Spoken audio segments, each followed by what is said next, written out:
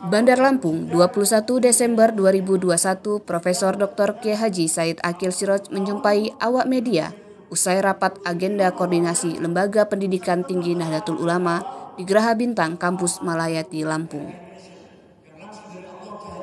Dalam wawancara setelah rapat tersebut, Kiai Haji Said Akil menyampaikan harapannya untuk agenda muktamar yang akan diadakan 22-23 Desember 2021 besok, yang bertemakan menuju satu abad NU, membangun kemandirian warga untuk perdamaian dunia. Beliau berharap semoga muktamar di Lampung adalah muktamar yang bermartabat, bukan hanya menghasilkan pilihan pemimpin, tetapi rekomendasi pemerintah, masalah-masalah agama, dan agenda-agenda NU ke depan. Kalau muktamar di Lampung mudah-mudahan menjadi muktamar yang bermartabat, menghasilkan keputusan yang bermakna bangsa. Bukan hanya pilihan pimpinan, tapi rekomendasi, masail, program, itu yang paling penting muktamar. Bukan hanya pilihan ketua umum, juga penting itu.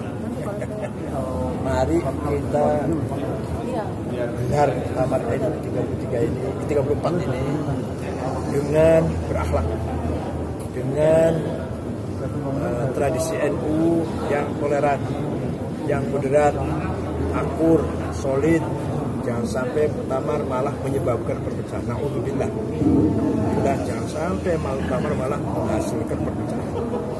Mari kita tunjukkan NU itu terkenal dengan ashabul khuluqil karim, kelompok yang berakhlak mulia, para kiai. Nah, kalau kita di muktamar kemudian terjadi hal-hal yang tidak sesuai dengan akhlak mulia, harga saham kita turun dong.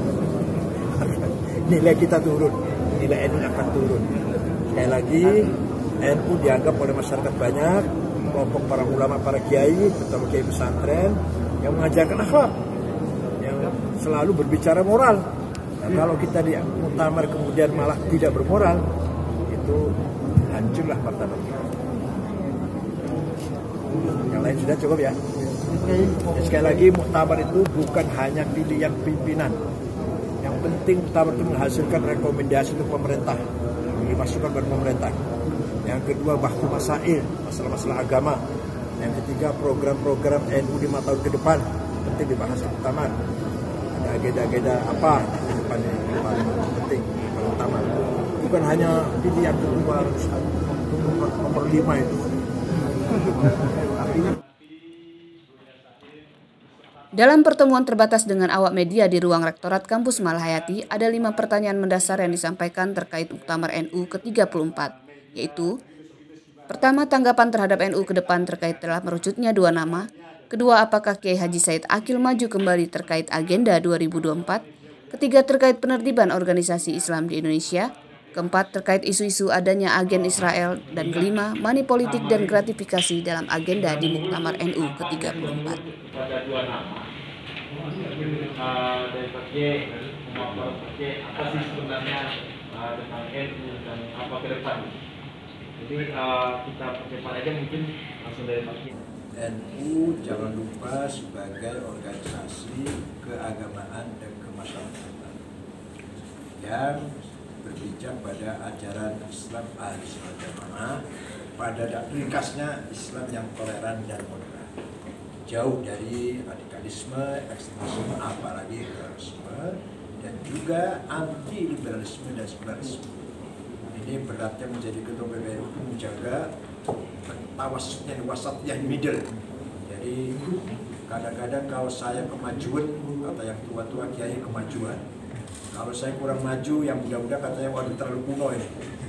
Sejak Kiai Hasyim Asy'ari selalu bersikap wasatiyah. Bagaimana Kiai Hasyim Asy'ari memutuskan bahwa Indonesia bukan negara Islam, tapi Darussalam, negara yang damai. Ini tidak ada di kitab kuningnya. Kalau di kitab kuning, ya kan pakainya kitab kuning itu. Di kitab kuning negara itu kalau Darul Islam, Darul Harb, Darul Sulah. Negara Islam, negara kafir, negara musuh, atau negara non-muslim sedang damai.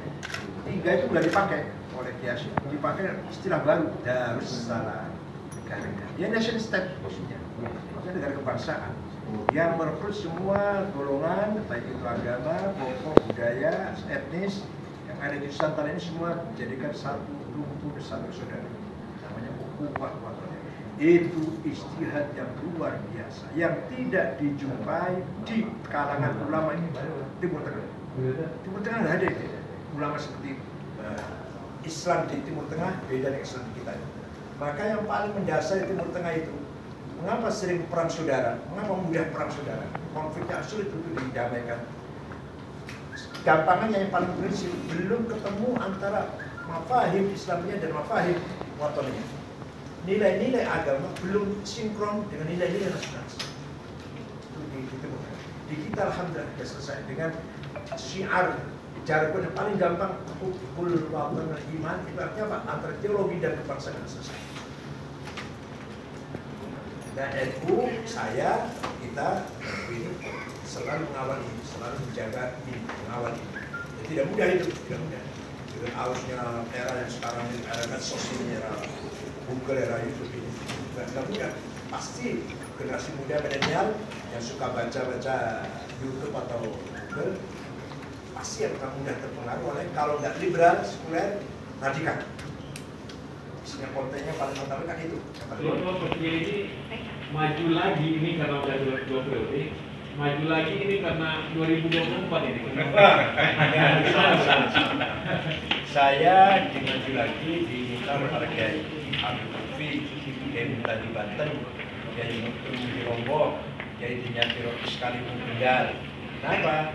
Karena bagi beliau itu masih perlu orang yang tua lah, masih perlu kesepuan dan takut kalau ini jadi berat. Apalagi ada gejala indikasi itu akan terbuka dengan Israel. Yang paling prihatin bagi kiai-kiai. Di Quran ditegaskan tajidanna asyaddan nasi adawatan lil ladzina amanu yahuda wal ladzina asyraku wa tajidanna qurrahum mawaddan ladzina qalu inna nasara. Kamu Muhammad akan jumpa orang paling anti Islam, musuh Islam itu orang Yahudi. Dan kamu akan ketemu orang yang simpati Islam, orang Kristen. Itu bukti fakta. Itu lalu pasti benar kalau itu. Fakta. Orang Kristen, Romawi Timur, Bizantium, Islam semua sekarang. Turki. Jadi Turki itu dulu kan Bizantium itu. Afrika Utara dari Mesir sampai Maroko, Mesir, Libya, Jazair, Tunis, Maroko, dulu Kristen semua, Islam semua sekarang. Masih ada sisa sedikit. Orang beragama Zoroaster, satu bangsa Parsi, Islam semua. Di Iran, Afghanistan, Tajikistan, semua yang tantang itu semua dengan Parsi semua. Islam semua sekarang. Tapi Yahudi masuk Islam hanya 5 orang. Hanya 5 orang masuk Islam. Abdullah bin Salam, Habib Nabi, Ka'ab al-Akbar, Hafsah bin Uyay, Bashir al-Mubashir. Nanti masalah pilpres. Enggak ada. Barangkali saya nanti ikut memilih siapa lah itu ya. Saya sendiri enggak. Percaya, saya nggak ada. Nggak ingin jadi presiden, nggak ada. Agenda saya presiden, posisi saya atau tidak. Tapi barangkali saya mendukung siapa lah itu. Nah, itu. Tadi dalam sambutan Pak Kiai waktu di Polres tadi, untuk penertiban organisasi Islam sendiri Pak yang ada di Indonesia seperti apa Pak nanti Pak? Kita bersyukur ya di Indonesia ini struktur sosial jelas. Jadi apa namanya, grup sosialnya jelas. Ada NU, Muhammadiyah, Wasiyah, RT, Ittihad, Syarikat Islam. Alhamdulillah di Timur Tengah tidak ada negara punya civil society yang seperti Indonesia ini. Ada masjid, gereja yang ada itu. Jadi kita masjid ada. Kita ini punya masjid berapa? 800.000. Punya pesantren 22.000, punya madrasah 21.000. Kita ini, ya artinya apa? Ketika ada suatu lah, kita ada sesuatu nasional misalkan, mudah sekali mempertemukannya. Itu apa itu NU, panggil Muhammadiyah ini panggil Wasiyah, panggil Syarikat Islam, itu PRT itu Al-Irsyad itu PUI. Jadi enak sekali. Coba deh di Timur Tengah. Suatu ketika ada pemuda Ansor datang ke Saudi, ingin jumpa dengan pemuda Saudi yang nggak ada. Nah, ada sepak bola ada. Nggak ada organisasi pemuda, nggak ada. Sepak bola ya ada. Betapa kita syukuri kita ini struktur sosial yang jelas, sehingga sosial grouping ya itu jelas sekali. Kalau ada apa-apa bisa berbasis nasional, kita pegang aja ini NU, namanya jiwanya gimana? Cuma pakai ini ada isu-isu di luar. Maksudnya ada agen-agen Israel juga yang ikut di pemilihan utama sebagai timnya utama gitu terkait menurut Pak. Saya tidak mengatakan agen Israel, tapi ada yang membuka pintu untuk Israel. Artinya rela berhubungan program-program, agenda-agenda moderasi, peradaban. Nanti kalau kaidah fikih, darul mafasid muqaddam ala jalbil masalih. Hati-hati menolak kerusakan harus didahulukan dengan mendapatkan manfaat.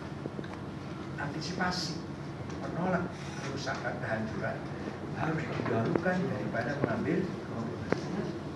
Maka kalau saya hati-hati sekali, hati-hati sekali. Katanya ada money politik, ada intimidasi juga karena salah sesuatu gimana. Tapi ya lucu ya. NU yang orang katanya ulama, orang katanya organisasi ulama yang menjunjung tinggi akhlakul karimah. Kalau kita sendiri nggak pegang akhlakul karimah, saham kita hancur loh. Ya, harga saham kita maksudnya nilainya NU hancur. Masa NU yang diandalkan oleh bangsa sebagai contoh akhlak yang mulia, kemudian tidak menggunakan mulia, wah ya nilai sahamnya hancur. tapi memang ada indikasi itu. Saya tidak tahu. Kalau saya tidak, karena saya punya duit. Cao Ekam melaporkan.